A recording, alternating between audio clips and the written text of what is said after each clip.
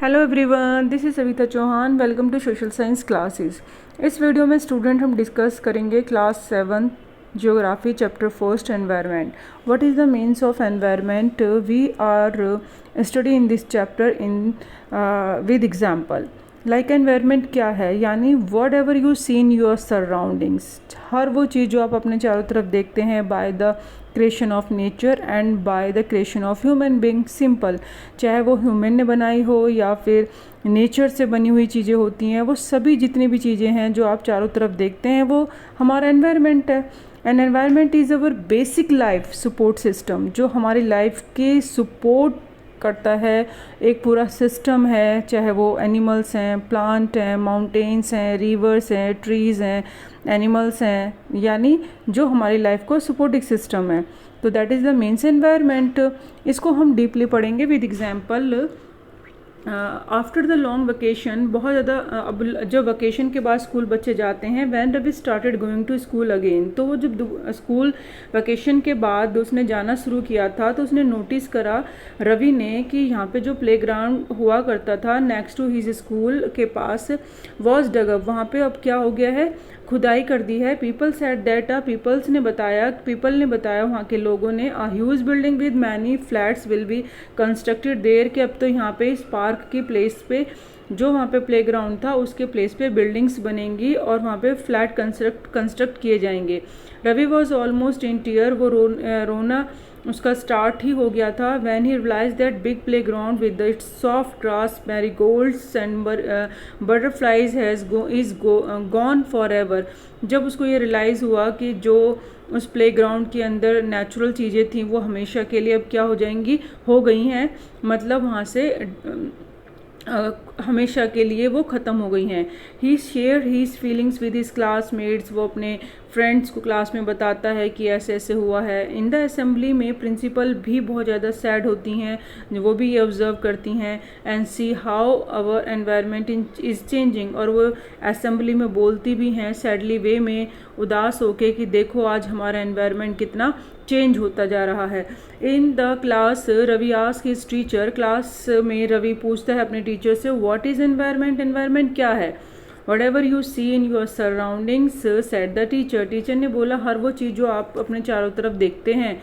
Ravi thought allowed, उसने सोचा और बोला, that means the school building, table, chair in the classroom, even that open field, the road, garbage, my friends, all the part of our environment. तो ये सारी चीज़ों के नेम लेके वो अपने टीचर से पूछता है कि ये सब हमारे एनवायरनमेंट में आते हैं। टीचर बोलती है yes, said the teacher, and but wait, some object are creation by nature, लेकिन वो कहती है रुको, लेकिन इसके अंदर भी कुछ ऑब्जेक्ट ऐसी हैं जो बाय नेचर क्रिएशन है, यानी गॉड गिफ्टेड है, भगवान ने बनाई हैं। फॉर एग्जाम्पल लाइक माउंटेन्स हैं, रिवर्स हैं, ट्रीज हैं, एनिमल्स हैं। Other are made by peoples, यानी एनवायरनमेंट के अंदर भी अगर हम देखें, क्लासिफिकेशन करें तो creation by nature and creation by human beings, यानी मेड बाय पीपल। तो ऐसी चीज़ें हैं जैसे रोड्स हैं, कार्स हैं, क्लोथ्स हैं, बुक्स, बट एवरीथिंग, ये सब चीज़ें क्या हैं, एनवायरनमेंट का ही पार्ट हैं जो कि हमारी लाइफ को सपोर्ट करते हैं। Now work in pairs, make a list, अब वो कहते हैं बच्चों तुम्हें अब साथ में काम करना पड़ेगा, दो दो बच्चों को, एंड लिस्ट बनाना पड़ेगा। योर क्लास में सिटिंग नेक्स्ट टू यू, जो आपके साथ में आपका क्लासमेट बैठे हुए हैं, दो दो बच्चे अपने ग्रुप बनाओ और एक लिस्ट तैयार करो। आपको लिस्ट बनानी है creation of nature and by the human being. एक तरफ आपको लिस्ट बनानी है जो नेचर द्वारा हमें मिलती हैं चीज़ें, और एक साइड हमें बनानी है जो ह्यूमन से हमें जो चीज़ें मिलती हैं। अब इसके अंदर जो यहाँ स्टूडेंट्स होते हैं, रवि है, परमजीत है, जस्सी है, Mustafa, Asha, were all excited about making the list. List बनाने के लिए बड़े एक्साइटेड होते हैं। Why is our environment changing, next question is here. यहाँ पे इकबाल पूछता है, ma'am what is the environment, is that clear, but the environment change कैसे हो रहा है। It is all because of our needs, teacher कहती है क्योंकि ये हमारी सब ज़रूरतों की वजह से हो रहा है। They are increasing day by day, और वो ज़रूरतें जो हमारी डे बाई डे इंक्रीज़ होती जा रही हैं। We are there for modifying at the time even destroying our nature surroundings, the teacher reply, teacher ने बोला जो हमारी अपनी लाइफ को कंफर्ट बनाने के लिए जिस तरीके से हम नेचर से चीज़ें एक्सट्रैक्ट कर रहे हैं और उसको पॉल्यूट करते जा रहे हैं, तो उससे मॉडिफाई हो रहा है और डिस्ट्रॉइंग भी हो रही है। नेचर बिल्कुल ख़त्म होता जा रहा है हमारे चारों तरफ, यानी नेचुरल चीज़ें तो आपको ऑलमोस्ट अब बिल्कुल डिसअपियर होते ही दिखाई देंगी। एंड यहाँ पे एक फिगर बता रखा है स्टूडेंट, जिसमें आपको दिखा हुआ है कि कंपोनेंट ऑफ एनवायरनमेंट क्या होते हैं। यानी सराउंडिंग अगर आप देखेंगे तो ये सारी चीज़ें जो आपको नज़र आएंगी नेचुरल भी हैं, ह्यूमन मेड भी हैं। एंड ह्यूमन यानी ये सारा चीज़ जो पर्टिकुलर अराउंड ऑफ यू आपके चारों तरफ चीज़ें हैं, तो दैट मीन्स ये सब क्या है, एनवायरनमेंट का पार्ट है। लेकिन कंपोनेंट ऑफ एनवायरनमेंट में अगर आपसे क्वेश्चन पूछते हैं तो आप लिखेंगे natural and human made and human. और स्पेशल अगर ह्यूमन मेड के एग्जांपल बोले जाएं तो आप एग्जांपल्स दे सकते हैं, नेचर के एग्जांपल हो तो आपको नेचर के एग्जांपल्स दे सकते हैं। एंड ह्यूमन है जैसे कि आप दे सकते हैं ह्यूमन इंडिविजुअल है, फैमिली में भी है, कम्युनिटी में भी है, रिलीजन है उनका, इकोनॉमिकली वर्क करते हैं, एजुकेशनल पॉलिटिकल सिचुएशन, सब जगह आपको यहाँ पे ह्यूमन नज़र आएगा। तो ह्यूमन मेड और natural and human, these are the component of environment. And यहाँ पे आपका एक साइड में बॉक्स है, उसमें भी स्टूडेंट्स आपको यहाँ पे एक्सप्लेन किया हुआ है।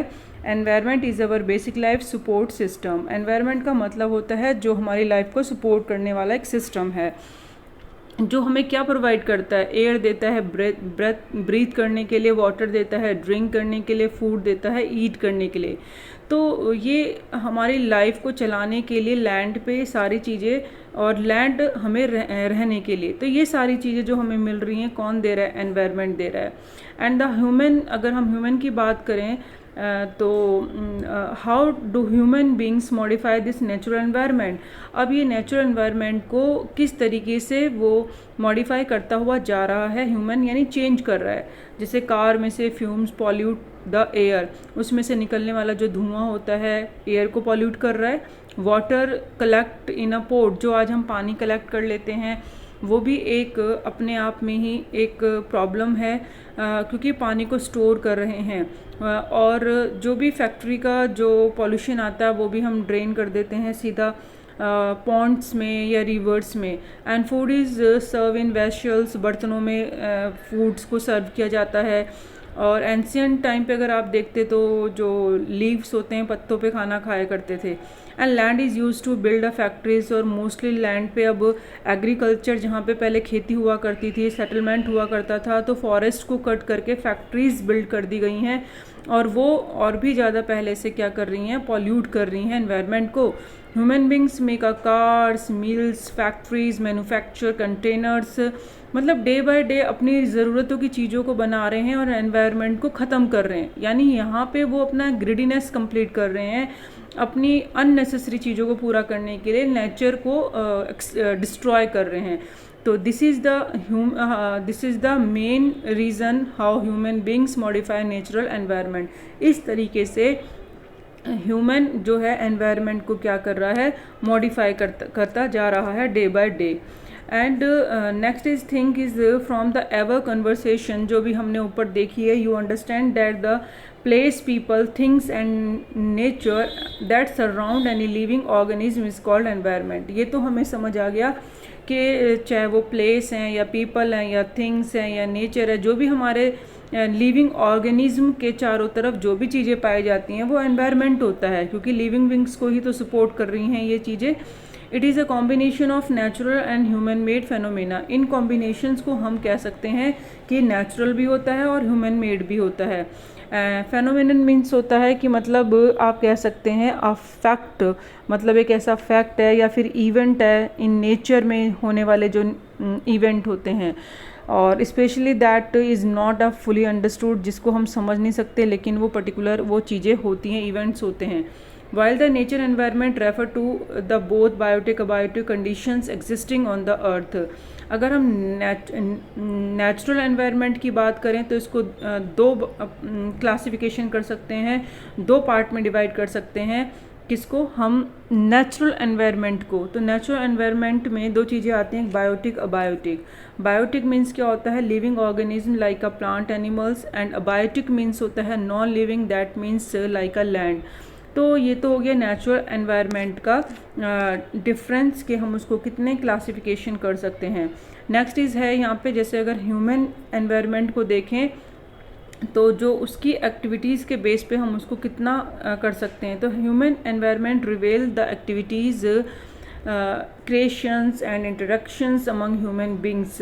तो ह्यूमन एनवायरनमेंट के अंदर हर वो एक्टिविटीज़ है या हर वो चीज़ है जो ह्यूमन के टच से है, यानी ह्यूमन ने उसको क्रिएट करा है। तो वो सारी चीज़ें हैं जो बाय ह्यूमन हैं, चाहे रोड्स हैं, ब्रिज हैं, बिल्डिंग्स हैं, इंडस्ट्री हैं, मोनूमेंट्स हैं, मतलब creation by the human, simple is that, जो उनके इंटरेक्ट में आई हैं चीज़ें। Next topic is what is the natural environment. अब नेचुरल एनवायरनमेंट क्या होता है?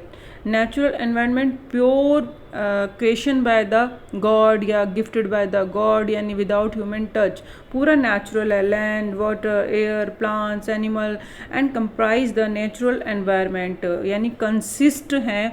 कंप्राइज मीन्स कंसिस्ट, यानी नेचर के अंदर ये सारी चीज़ें आती हैं, ये सभी कंसिस्ट हैं। And you are familiar with the meaning of a lithosphere, hydrosphere, atmosphere, biosphere from your previous classes, ये सब पढ़ चुके हैं। लिथोस्फेयर मीन्स क्या होता है? Land, hydrosphere means water, atmosphere means air and biosphere means combination of 3 layer. ये lithosphere, hydrosphere, atmosphere, जहाँ पे ये एक नैरो जोन है, तीनों चीज़ें जहाँ पे मिलती हैं तो वह बायोस्फेयर है।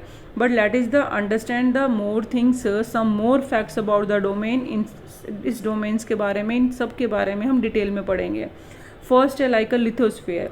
Lithosphere is the solid crust और the hard top layer of the earth, जो ऊपर की सबसे ऊपर वाली लेयर होती है लैंड की, जो क्रस्ट है, सॉलिड क्रस्ट है या हार्ड टॉप लेयर है, उसे हम लिथोस्फेयर कहते हैं, जो रॉक से और मिनरल्स से बनी हुई है और लेयर ऑफ सॉइल्स हैं उस पर, मतलब सॉइल के ऊपर छोटी छोटी पतली पतली सी लेयर्स हैं। And in irregular surface with the various landforms such as a mountains, plateau, plains, valleys, अलग अलग सरफेस बने हुए हैं। ऐसा नहीं है कि जो लैंड है वो बिल्कुल इक्वल है, तो कहीं पे आपको माउंटेन नज़र आएंगे, तो कहीं पे टेबल टॉप आपको प्लेट्यू नज़र आएगा, कहीं पे मैदान प्लेन्स नज़र आएंगे, तो कहीं पे वैली। वैली मीन्स 2 माउंटेन के बीच में जो ये पासिस होते हैं, जो रास्ता होता है, उसे हम वैली कहते हैं। तो landform are found over the continent and also on the ocean floor. अब एक तो होता है कि लैंड है और एक लैंड वाटर में भी होता है, वाटर के नीचे वाला। जैसे कि आप समुद्र में गए हैं या रिवर में जाते हैं तो कहीं ना कहीं तो उसका बेस होता है लैंड, तो वाटर के अंडर जो मेन चीज़ है जो ओशन बेड है वहाँ का भी तो लैंड होता है। और एक होता है जो जिसे हम कॉन्टिनेंटल क्रस्ट कह सकते हैं, यानी जो जहाँ पे आप खड़े हुए हैं जो सॉलिड सरफेस है, तो वाटर के अंदर भी लैंड होता है, उसे हम ओशन फ्लोर कहते हैं।